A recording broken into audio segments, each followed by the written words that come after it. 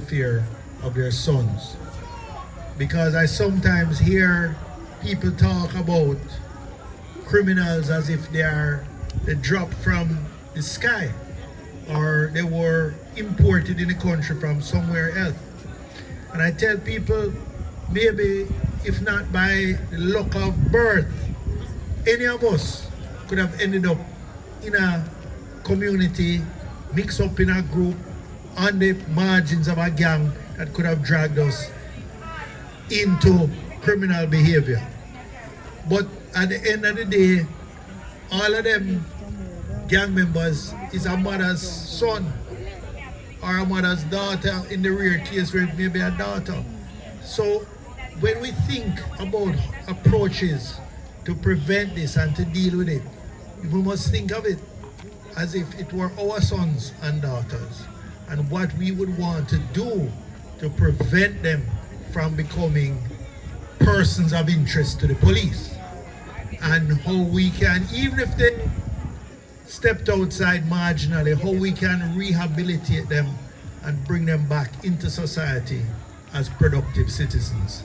That must be how we think about it. And as I listen to the mothers speak and their apprehension, their fear of what could happen to their sons, it reminds me why it is so important for us to have sessions like this and to have social interventions, because every one of those persons who are killed, whether by gang members, police, whoever, they're somebody's daughter or somebody's son.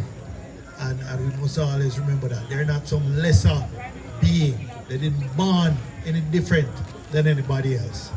And the final thing I just say about parenting, when I was MP for 3 terms in central Manchester, I sponsored through the CDF some parenting workshops. And SDC, MP, and NCU, Northern Caribbean University, were partnered to conduct these workshops. And they had a graduation where they issued certificates. And I remember there a lady who was a grandmother, now raising or helping to raise grandchildren. She was the valedictorian, and she got up and she says, "I want to apologize to my children." She said, "Because nobody never teach me how to be a parent. This is a vocation, you don't get the training, so special training for." And she said, "MP, I used to murder them with literacy." Well-intentioned, you know. But what she didn't know is that she was modeling violence to them for her children. And she said after going through the workshop, she would have done it completely different. But she wanted to start by apologizing because she was well-intentioned but didn't know better. And these are some of the interventions that we should be supporting and guiding as leaders, whether as MP, Councillor, Darrington, etc., to ensure that we have kinder, gentler communities where everyone is happy to live and thrive. Thank you. Well, comrades, I'm excited. You know I'm excited? Because I'm a part of a team that is committed and knows what to do to make sure that you can live your dream. What to do to make sure that we can work with you to make your family successful.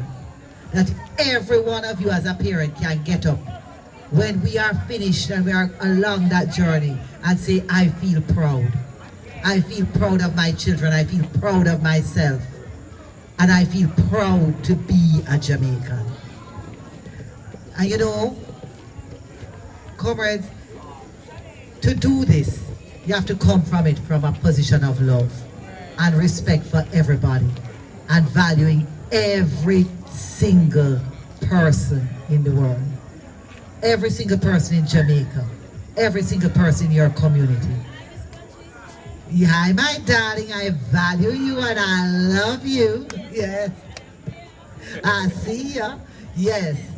and means that we have to value our police, we value our children, we value the youth in the corner, we value the old people, because all of us have to come together in that solution. And I know that we can. And when we come together with that solution, you're not just coming together to talk, you're coming together to do with action, because we are coming with solutions. And you are a part of that. So I feel good and I feel proud. And I know that I am going to be your member of parliament. And I will be going to Garden House with Mark Jefferson Golding as the Prime Minister of Jamaica. And I feel proud of that. And so I am committed, and we will continue to do the work together. Whenever the man they call it, such man call it, whenever it is called, we are ready. We are ready to serve you. We are ready to create that life. We are going to do our Build Your Dream session so that you can live your dream. Because that is my job as Member of Parliament, to partner with you so you can live your dream. Love with a comrade. Yeah, man. So I just want to end by again saying enough respect, and I give thanks to each person who came here tonight to be part of this. I hope you found that it's building a conversation that we can continue from time to time. I hope you feel energized to support the People's National Party as we go into this next election. Because this constituency, as we know, is a constituency that goes both ways.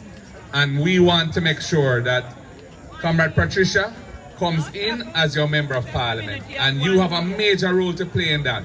We want to make sure that you give her the fullest support. And I want to say, are you ready to ensure a PNP victory in this constituency? Are you ready? Are you ready? All right, blessings. We are ready to serve. Give us a chance. Make us work together to make it happen. One love, comrades. The word is love. Blessings. Okay, thank you, comrade leader.